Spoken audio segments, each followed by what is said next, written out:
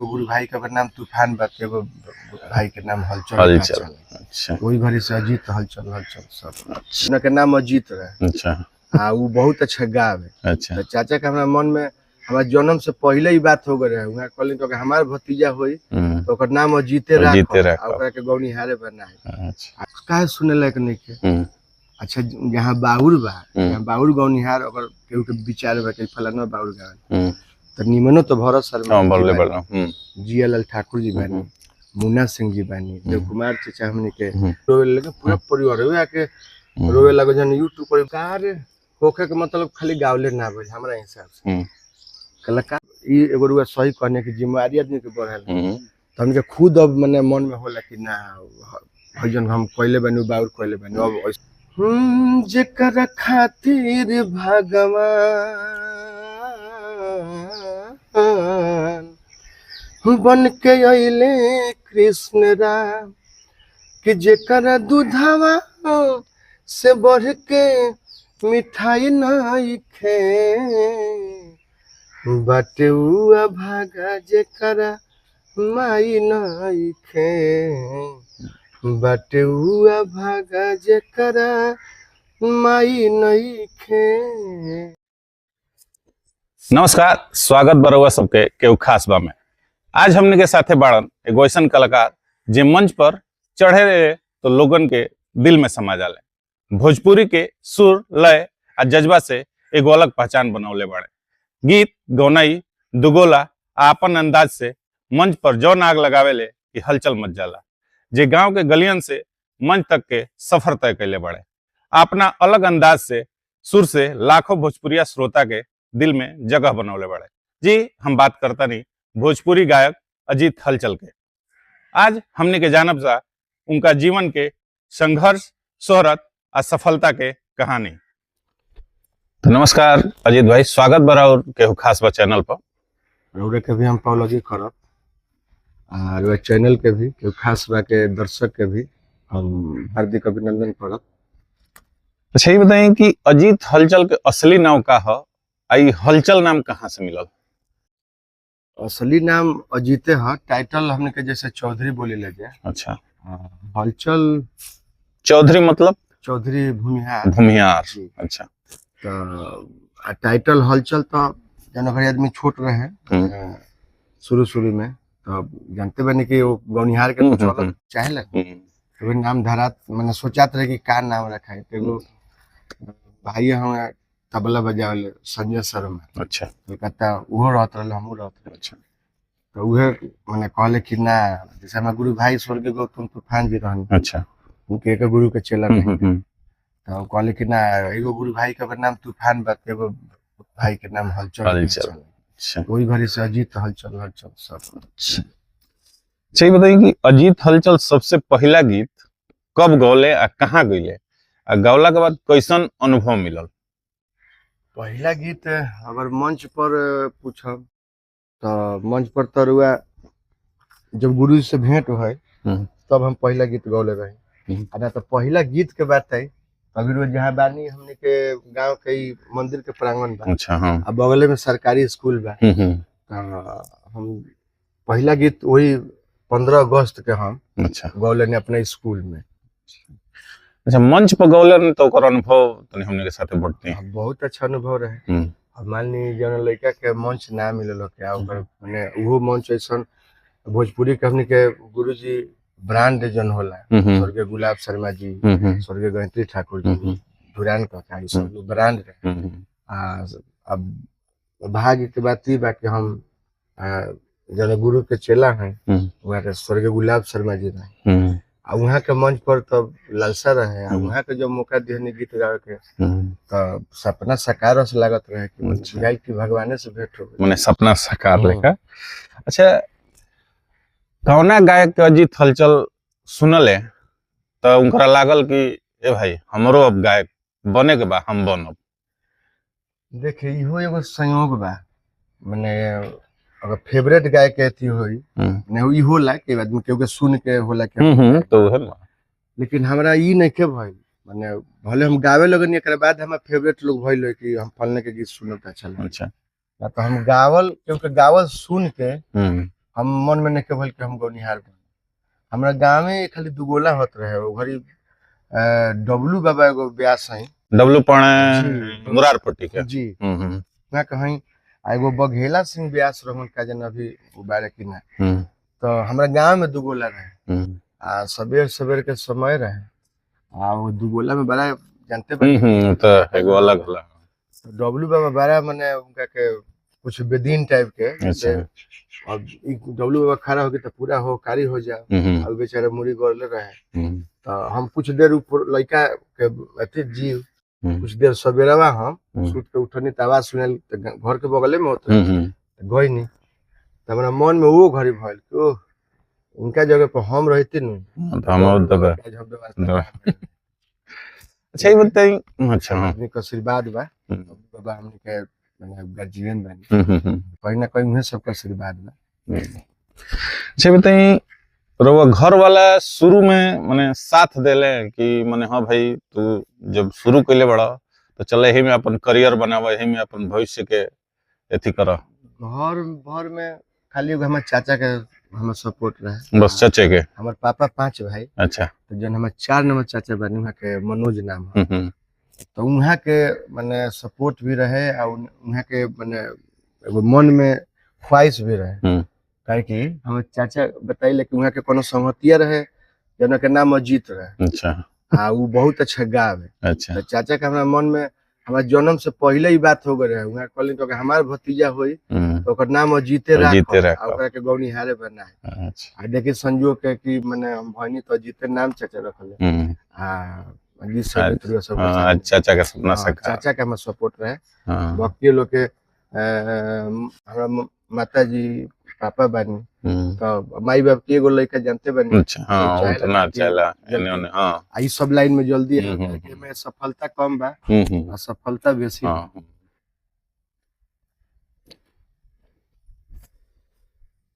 अच्छा जब लोग कहेला कि भोजपुरी गाना अब सुने लायक नहीं कर गए तो मन में का होला देखिए ई तो जे कहेला हम माने हम एक एगो बात कहेले कि सस्ता लोकप्रियता पावे खातिर ई जे कहेला उ कहे ई बात कहेला अच्छा काहे कि ई जे कहेला कि काहे सुने लायक नहीं के अच्छा जहाँ बाउर बा जहाँ बाउर गौनिहार अगर केहू के विचार बा कि फलाना बाउर गावे तो निमनो तो भरत शर्मा जियालाल ठाकुर जी बानी मुन्ना सिंह जी बानी देव कुमार चाचा हमनी के जे एगो गीत गा देव तो माने वहां से उठे के मन ना तो लोग ये फेरे में काहे नहीं के जेकर निमन सुने के बा तो मतलब कहे के मतलब ये बा कि लोग सुनो तो पुरनके के सुनो नयका में लोग कहता कि नया दौर में अब कुछे गौनिहार लोग जेकरा के ना सभे निमन गीत गा जे गाड़ी देता उहो निमन गीत गा तो ओकर निमन का सुनल जावा बहुत के हटावल जाओ फलाना खूब गाड़ी देता रे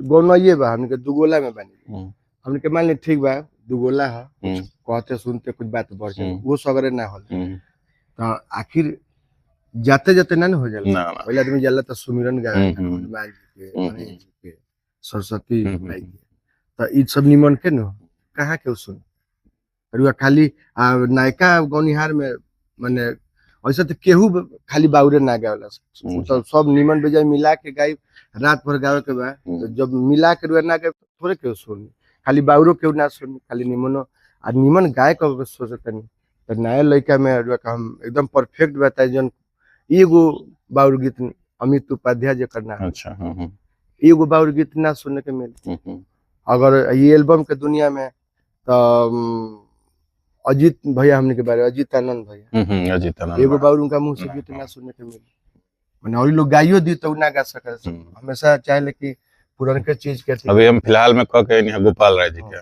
माने वो तो मान ली पुरान हो चुकल बड़ा लेकिन बड़े वरिष्ठ गायक अच्छा हमरा कहे कौन कि तारा पूजा के सामान किने के बा तो तू मुर्गा के दुकान पर का कर दी पूजा के सामान मिलत हो वहां जा अच्छा हर एक फैन जानल चाहले अपना जोन गायक होले चाहे जे अभिनेता होले कि भाई उनकर पढ़ाई लिखाई कहाँ तक ले भइल बा तो अजीत हलचल के पढ़ाई लिखाई के का अथी बा के कहाँ तक पढ़ाई लिखाई तो हम गाँव 2-4 क्लास ले पढ़ल बानी लेकिन गीत संगीत में आवे से पहले ही जैसे हमारे चाचा के अथी सबको हम लगभग परिवार हम कलकत्ते सब अच्छा हमारे चाचा के लागल कि शायद हम यहाँ रहम तो गाना बजाना में कहे कि वो टाइप के लगभग वो घड़ी कलकत्ता में सबके बहुत बढ़िया व्यवस्था है गीत संगीत। तो चाचा लिया के कलकत्ता तो वही जा गाना बजाने के संगे संगे इंटर तक पढ़ाई भी भई। अच्छा। लेकिन गाना बजाना में इतना बाद में मुश्किल बुझाए लगा, मतलब 12वीं तक की पढ़ाई मेन करे ये करे तो पढ़ाई लिखाई माने दूसर का नंबर पर हो गई, एक नंबर पर हो गई। अच्छा, सबसे यादगार परफॉर्मेंस माने मंच पर के याद बा आगे जो अभी तक ले मन में बसल होके जब भी याद करत होगी तो तनी मन को खुशी से एथी हो जात होके कि हाँ भाई परफॉर्मेंस हमार बहुत अच्छा भई रहे। हाँ वैसे तो बहुत सारा रोज प्रोग्राम करे जाला तो मान ली कुछ ना कुछ होला, लेकिन एगो हमें याद बा वैशाली जिला हम ढेर दिन के बातों ना। अच्छा। गोरेंग गावे श्राद्ध कर्म के कार्यक्रम रहे और शायद केहू बाबूजी मरल। अच्छा। वही में 6-7 भाई रहे। जब हम लोग पे शो गीत उनका पर हम गावे लगने आ पूरा परिवार आके इतना भावुक इतना ऐसे तो आदमी जाला तो ठीक बा, एक दो आदमी रोवे, लेकिन पूरा परिवार रोवे आके रोवे लगे जन YouTube पर बड़ा वायरल भइल। तो माने हमरो बुझाइल थोड़ी देर खातिर कि माने अब वो के हम बता नहीं के। अच्छा। माने असहज महसूस माने रहुओ आंख में आंसू आइए गेल ऐसन करता एगो एथी होइए जाला। बाद में लोग फिर कह के एगो औरी सोचे कि ना अब नहीं गावा माने यह सबसे यादगार अभी तक ले तो तने दिल के छुए वाला पल रहे। अच्छा, मंच पर हर एक गायक गावे ला लो तो कोनो ऐसन बात याद बा कि रहुआ से गड़बड़ चाहे वो समय कोनो गड़बड़ी भइल होखे और वो पल भर में ओकरा के संभार लेले होके हां भाई बुझाइले ना होके कि गड़बड़ भइल तो वो तो होत रहला। मान लियो लाइव बोले के बाद आ तो स्टूडियो में आदमी ना लाइव बोले के बाद तो कबो कुछ बोलही में आदमी हो जाला तो लड़का संग बैस तो उमे से कोनो मन पार दी गलती होता चाहे अपन मन तो वो तब चलत।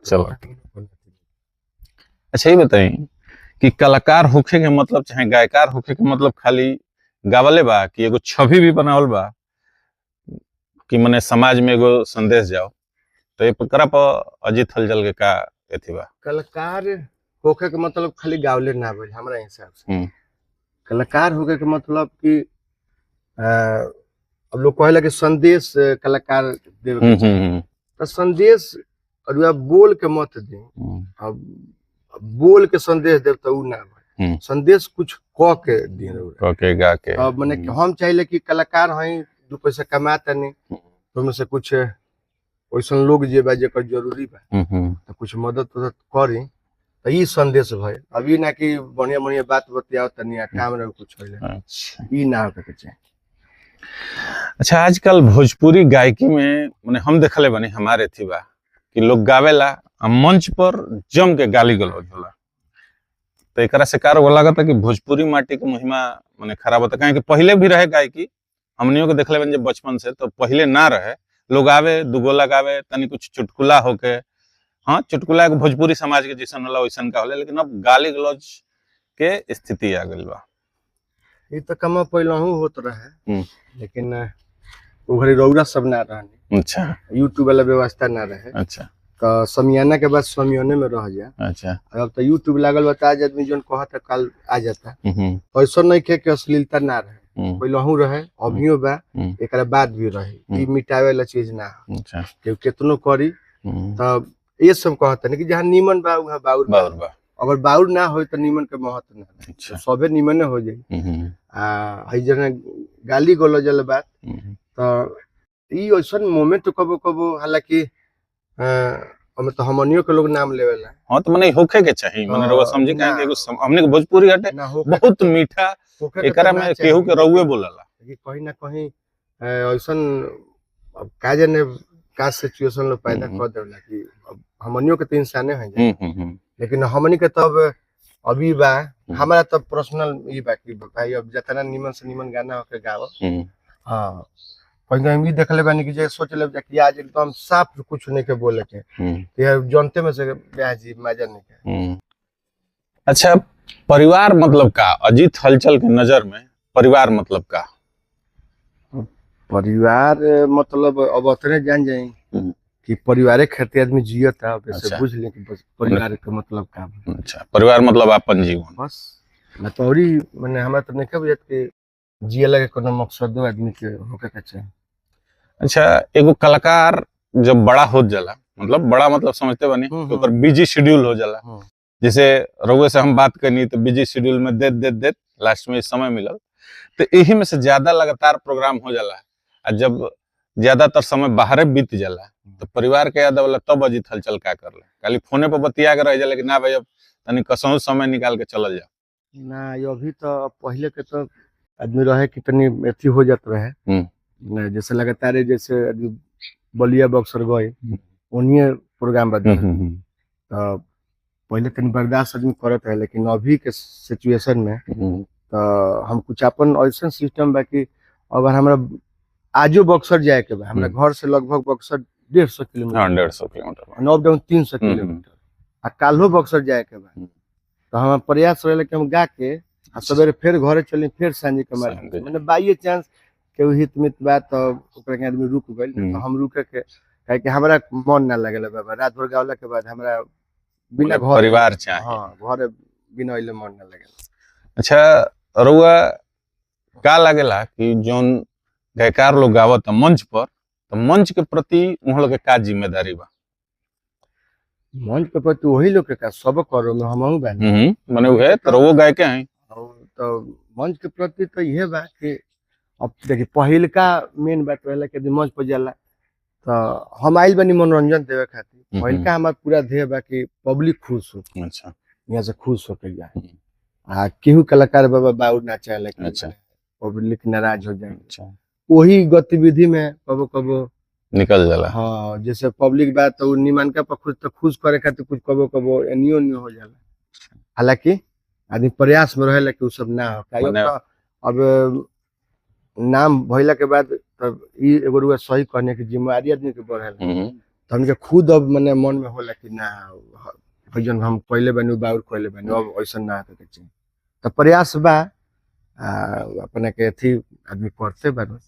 अच्छा, अजीत हलचल के आपन गावल कोनो पसंदीदा गाना जोन की अभी श्रोता सुनते दुलाइन माने आपन एगो पसंदीदा तो आपन गावल तो कोनो सन गाना नहीं तो वही में एगो पसंदीदा जोन होके लेकिन सबसे जैसे हम एगो अपना मम्मी खातिर एगो गीत हम बनौले हनी, हम कहीं ओकरा गावत ना रहे, हम अपना दुआरे पर हमारे माता जी के पुण्यतिथि जब मनेला तो वो घड़ी हालांकि हम अपना मन से ना, जैसे गोलू उलू सब कोई रहे अनुपमा बिक्कू तो भैया ना एगो गावा तो वही गीत गौले रहनी बाद ओकरा के लोग अब कहीं जाइले तो गीत के लोग फरमाइश करे तो हमरा जीवन के तो अब माई से जुड़ल गीत बढ़ चुकी तो वो गीत हमार माने एकदम आत्मा तो दू लाइन ओकरा के जेकर खातिर भगवान बन के अइले कृष्ण राम कि जेकर दूधवा से बढ़ के मिठाई नहीं खे बाटे हुआ भागा जेकर माई नहीं खे बाटे हुआ भागा जेकर माई नहीं खे। देखिए कैसन गाना बा कि हमरो रोआ रोआ खड़ा हो गइल अभी। तो ये गाना माई के प्रति जोन बा हम बतावल जाओ कि हमरो माता जी नहीं थी तो ये गाना जब हम अजीत जी के सुननी नेट पर तो हमरो काफी दिल के करीब भइल तो यही से भइल अजीत भाई से पूछल जाओ कि कौन गाना बा तो यह गाना निकलल तो समझी गाना के महत्व। अच्छा, गांव के लोग कहे लगा जब अजीत हलचल कबो कबो निकले ले बहरी का अजीत अब तू तो बदल गइल बड़ा, अब पहले लेखा नहीं रह गए ना। गांव के तो केहू ऐसा ना कहेला काहे कि हम पहले हूँ मैंने जौना भाव से रहत रही वही भाव से अभियो रहिले हाँ, लेकिन कुछ संहतिया ऐसा 1200 के जन भेटैला कहले से कि ए अब तू बड़का आदमी हो गए लेकिन वो मैंने अगला के पता बा कि मैंने हमार दिक्कत परेशानी पता बा, फिर बाद में कहले कि ना ना कोनो बात नहीं। अच्छा, ये बताइए मंच पर कुछ गायक लोग नर्तकी नाचेली सब तो ओकरा संगे अश्लील हरकत करेला, ठीक, जोन की जरा भी उचित नहीं है। कहें कि पूरा समाज देखता आज के डेट में इंटरनेट मीडिया एवरीथिंग जोन बा ओकरा थ्रू पूरा एथी में जाता, तो ई कहाँ तक ले उचित बा? अब ओकरा के अश्लील हरकत का कहम। अब पहले रुआ के हम एगो बात बता दी, ई माने रौरा माध्यम से हम और जे बतिया जेकरा मन में सवाल जेकरा हो ओकरा खातिर हम रौरा से कहते हैं, लेकिन ओकरा खातिर अच्छा हां पहिलका बात ई कि जब आदमी मंच पर चढ़ जाला तो वो माइये के माने के आशीर्वाद कहीं कृपा कहीं वो मन में अश्लील सोच रुआ ना आ सकेला। अच्छा माने हम अपन आत्मा जब अश्लील सोच ना तो अश्लील हरकत रुआ कैसे कर दे। अच्छा उ जन होला तनी अब कोनो भावे भइल आदमी माने लोग एते करेला नचनिया के धरल चाहे थी तो गीत के अनुसार हाँ उ अब केहू अब ज्यादा तो ऐसा तो नहीं खेल, लेकिन अब एकरा के अश्लील ना मानल जाए। उ सब पब्लिक के खातिर होता तो का अश्लील का इससे ज्यादा अश्लील फिल्म में क्या हो। अच्छा चलिए बताएं कि क्या खाना पीना के शौकीन हमें अजीत हलचल आ क्या खुद भी बनावेले? अगर बनावेले तो कौन पकवान बनावेले? या दोस्त मित्र के जुटावेले कि हाँ भाई आज हम खाली बनी आवलो बनाई खियाई आज तनी? अब खाना पीना के तब शौकीन हम कहम तो का जाने कितना लोग के बाउल भी लगे ना ना अपन अपन खाए के एथी ह एमे कोनो हमरा मछली बहुत पसंद। अच्छा तो एमे कोन एथी मतलब ना का जाने अब ना ना हम ना कमेंट में देख ना कमेंट से मतलब जियत जीव ना ना ना ना अरे मछली भारतीय परंपरा का ही हिंदुस्तान की परंपरा में जाए हां भोज होला तो भाई मछली हां एकरा का शुभ मानल बा। कितना लोग खातो बा तब कमेंट में लिख दे रौरा कि अरे त त्रेता युग द्वापर युग सतयुग के थी मछली फेवरेट थी है। अगर केहू के हमरा बुलावे के होला हम उहे कहले कि आओ भाई तरह के मछली खियाओ एक हमारा फेवरेट है। ऐसे हमारा रोज के खाना हम जब प्रोग्राम खाली तैयार होइले नहा धो के अपन जब होई के प्रोग्राम में निकले के बाद हमारा फेवरेट खाना है रोटी माने भुजिया होके चाहे कम मसाला वाला सब्जी होके रोज हमारा खोआ चाहे। अच्छा रोज खोआ चाहे रोज माने खाना में हमारा खोआ ना रही हमरा बुझाई के हम कुछ खइलो ही नहीं। आई खइला के बादे मछली चाहे कुछ। अच्छा बिहारी परंपरा में एगो हमनी के जन व्यंजन बा पूर्वांचल कहीं चाहे बिहार कहीं लिट्टी चोखा ओकरा प्रति का एथी है? अब लिट्टी चोखा तो सबका अच्छा लगेला, लेकिन अब लिट्टी चोखा हमनी के तो भाग दुकाने पर के खाए के होला काहे कि बनावे समय के अभाव जइया मान ली आज प्रोग्राम हमर नहीं के तो कहीं ना कहीं जाए आवे के बा चाहे नींदे लागले तुम सुतले रहबे। हालांकि लिट्टी चोखा तो माने अच्छा होइले ऑल टाइम एवरीडे सब लिट्टी चोखा होके दही के दो तब तो बात है अलग। अच्छा ये बताइए अगर खाली समय मिलेला कबो अजीत हलचल के आ सुने के होके भोजपुरी में आ हिंदी में तो केकरा के सुनल पसंद करले? दोनों में खाली समय होकर तो भोजपुरी में ज्यादा गाना हम देवकुमार जी के सुने। अच्छा देवकुमार सिंह जी का अब काहे सुने ले अब हमरा खुद ना बुझे। अच्छा उनकर मन में बसल उनकर गीत हम सुनी ले अच्छा लगेला। चाचा के जन अब माने उ सुनला से ही फायदा बा कि अगर 1 घंटा समय में देले बने तो रौरो काम लायक में कुछ भेट। अच्छा अभी नहीं के कि 1 घंटा जियानो कहनी है कुछ भेट कुछ मिल। हालांकि शुरू में हमने के पहले तो देवकुमार चाहे गाना पहले आदमी ना सुन पावे काहे कि एल्बम में सब कम एती रहे। तो भरत शर्मा जी के गीत भरत शर्मा खूब सुने। नारदी विदा में माने जनकर केसट के जमाना रहे विजेंद्र बाबा के केसट बड़ी आई रहे हम सी भी बाई रहे कमला जाई का है हाई अपना भतरा के कमाई रामा शंकर यादव जी ये 2 आदमी के केसट हम इतना अथी रहने की हमारा कंठस्थ याद रहे। अच्छा माने पहले तो प्रसंग वाला नु केसट तो मैं अगर उ लोग खोखलहु बानु त मैं याद बा कि कहां खोखले बा माने एक एगो लाइन एक एगो पंक्ति पूरा हमर लाइन बाय लाइन याद रहे। लेकिन जब हम लाइन में हम गीत संगीत के लाइन में आनी त हमके कमलबास कुंवर जी बानी वहां के देख के हमरा बुझाइल कि ना बिहार होकर सही है लेखा कि माने केहू के दाब ना सही हमनी के तब उनके के देख के अपना के अपन जीवन वेतन कैले बनेंगे काहे कि और लोग तो एती होला। अब हम विजेंद्र में बानी तो समय के साथ वहाँ के अपना के धीरे धीरे कर दे। अब वहाँ के ज्यादा सिंगले प्रोग्राम गाए कि दू गोला में इज्जत है। रमाशंकर चाचा भी अब मैंने समय के हिसाब से, लेकिन कुंवर जी का हम देखने कि अपन उम्र के आदमी से गई हैं, हमरो से छोड़ जेबा गई हैं। जे जैसन गाइयो से कलाकार के उहे होके के चाहिए, जब ले जिए के चाहिए अपना मतलब मस्त मौला अंदाज में जिए के चाहिए। तो ऑल टाइम फेवरेट अगर कहा जाए तो कमल बादशाह कुंवर हमने कहा। अच्छा, आज के भोजपुरी गीतन में जन बदलाव आइल बा का अजीत हलचल ओकरा से माने संतुष्ट बाड़े कि हाँ भाई ठीक राय पे चलती है भोजपुरी? अच्छा, समय के साथ बदलाव होके के चाहिए।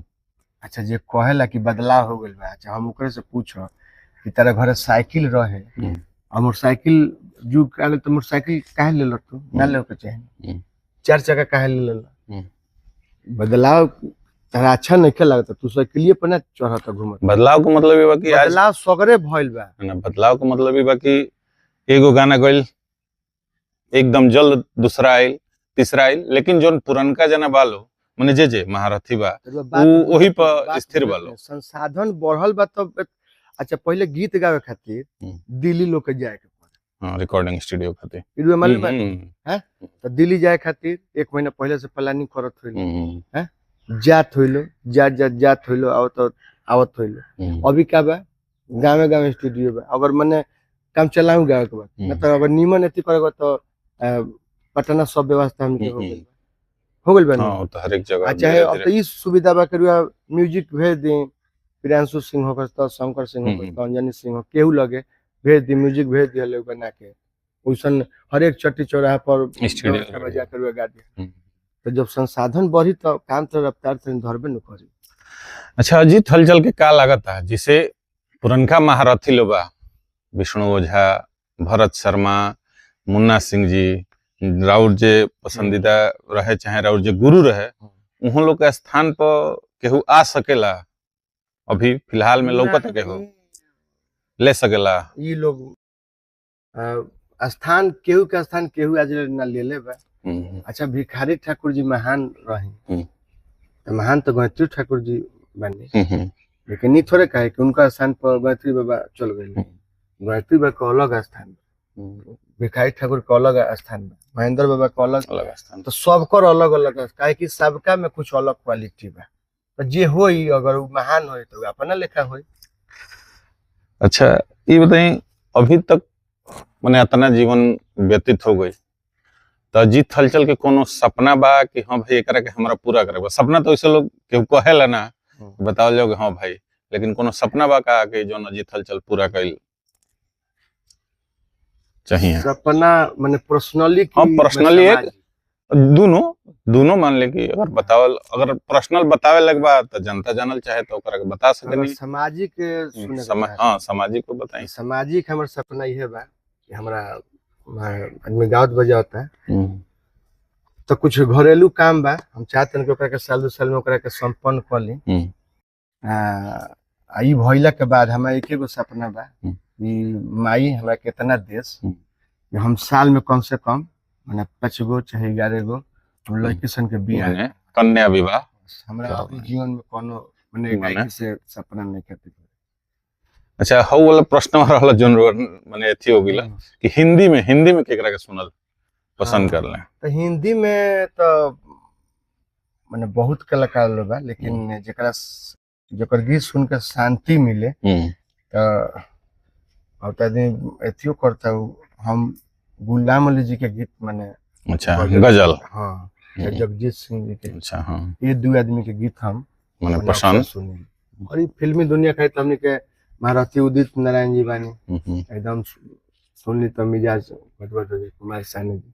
लेकिन आदमी जब सुनने के पहले तरीका के बता दी कि उतना टाइम ना मिले ना, वो तो समय मिले उतने देर बाद जब उनके घर से गौनई में जाई ले जाए उतने देर बाद गाड़ी में तो उतने देर में अब जौन सुन ले जाए, जौन बतिया ले जाए, जहाँ घूम ले जाए, एक बाद घर अइला पर सुने के मन करी। कोई आदमी घरे बा तो जैसे दिन में सुतले बीत जाला, फिर आदमी उठी खाई पी, रात में अगर तनी 10-11 बजे जागल बा तो साइलेंट माने जौन हल्का माने मन के सुकून देबे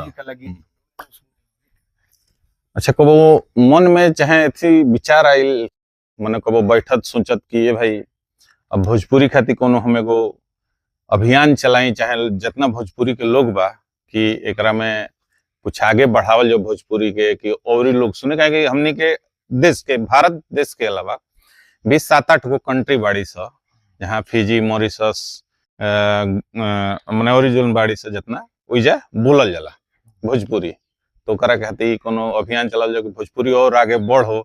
एकरा में जोन मान ले कि नाम मात्र के भी अश्लीलता बा, उतनी अलग हटो, और लोग भोजपुरी के प्रति आकृष्ट होको।